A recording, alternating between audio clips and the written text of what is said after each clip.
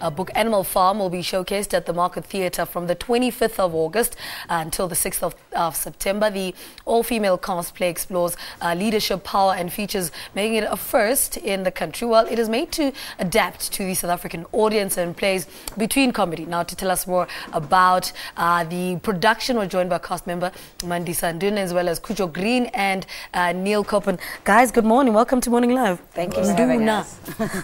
Let's talk about Animal Farm and why was it important to adapt it to the South African audience. Do you want to No, I was directed to answer that.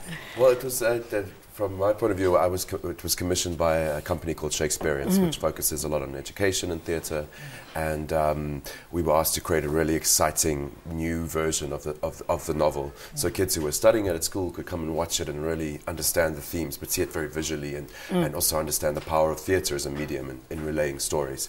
So our job collectively was to create a brand new version of it in a South African context and really bring it to life on the stage, and it's been running now for 2 years, been seen by over 10,000 learners, and from the responses we've got from the learners, it's definitely energized their understanding and their excitement around the source text.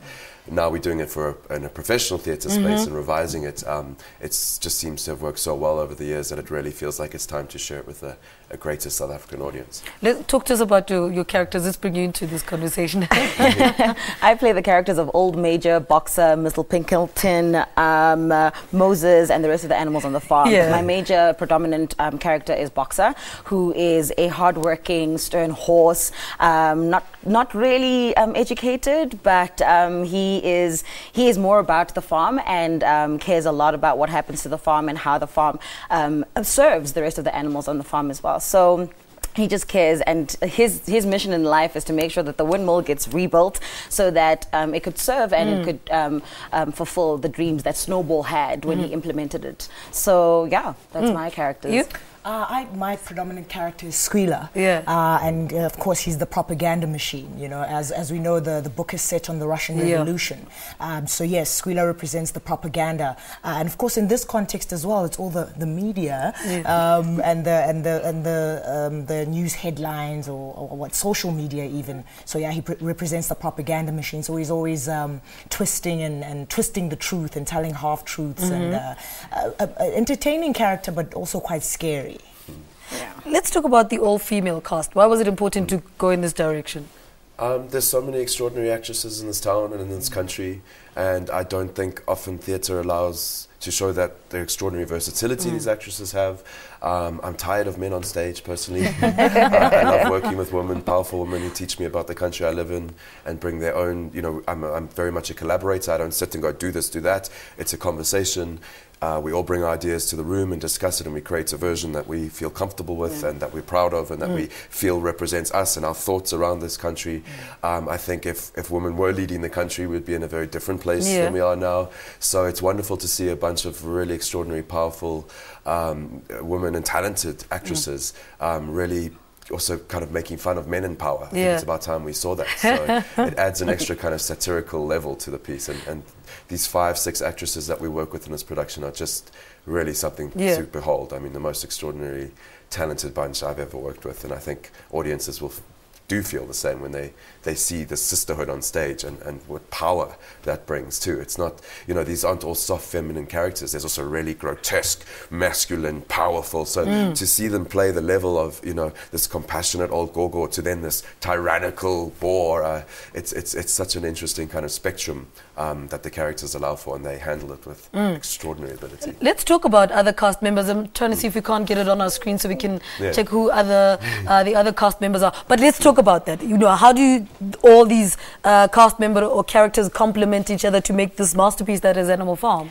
I think it's credit to our choreographer, Daniel Buckland, who came in 2014, and we really went through a rigorous kind of physical theatre regiment, because we had to, like, you know, embody the characteristics and almost like the essence of like a pig and a horse and a chicken and a goat and a hen. So, but I think I think Neil cast it so beautifully as well, because our bodies complement the characters that we play as well. So it really does become like a lovely picture to watch. And we work well together. So we've got Mpume Mtombeni, who is Napoleon, Tseho Kutswane, who is Napoleon as well, Momo Matsonyane, who plays Snowball predominantly. And Zesuliwe Khadebe, who plays Clover. The production team is just refusing to show us these pictures. You have to come watch this. The people that we're talking about, there they are on the screen. For you, what's the best part of playing this character, and how do all these characters marry into one?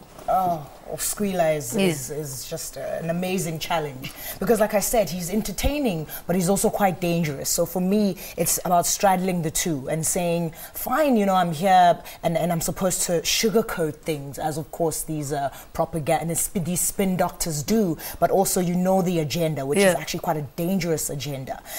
So it was a great challenge. And physically, I mean, he's a pig, so he's supposed to, you know, be kind of so it's all in the characteristics of it, you know, the snort and the walk, you know, which is something I've had to learn to embody, which has been a wonderful challenge.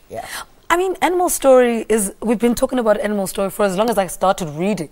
Animal Story has always been, what is it about the story that's never going to go away, and whichever way we tell it, it's just always there? It was written in 1945 by George Orwell. It basically put down the blueprint for how power works and why all governments and all nations fall into corruption eventually, and how corruption really seeps in. You may start with revolutionary ideals, but 20, 30 years down the line, you become the oppressor. And it looks very fundamentally at, you can look at any government the world over throughout the history of time, and the same pattern that Orwell writes about has occurred. It's part of our human nature. It doesn't matter which culture you're from, what language, what continent. It somehow seems to be embedded in us as human beings that when we have power, corruption is inevitable. Absolute power corrupts. So it really does. It not only lays the blueprint for how power works, but how human beings work and how we think. Even though it's done through animals as a kind of allegorical tale, it really speaks to us still. It speaks to when we open the newspaper in the morning, we see Animal Farm on every page. You can page through, no matter if it's, like I say, international politics or local, we see the same things playing out. So Orwell really pins something extremely universal and profound, and I think the story still speaks to us all these years down the line. We certainly, having put it in a South African context, have found so many relevancy and just so much relevant material that we can work with here in this local context. Okay, so and why is for you this production worth seeing? For anybody who's been living under a rock, doesn't know what Animal Farm is, why is it worth seeing? I think it's important to see, as a citizen of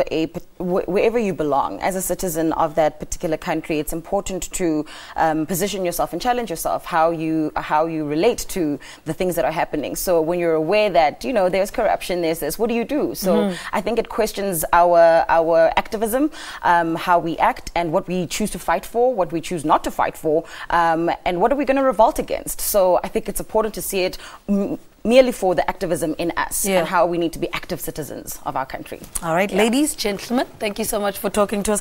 In fact, we had Jade Bowers here earlier to talk about Tin Bucket Drum. So today you're featured on the show. All right, so talking about Animal Farm at the Market Theatre, Kujo Green, Mandi Sanduna, as well as Neil Copen talking to us about the production. All right, let's take another break. Stay with us.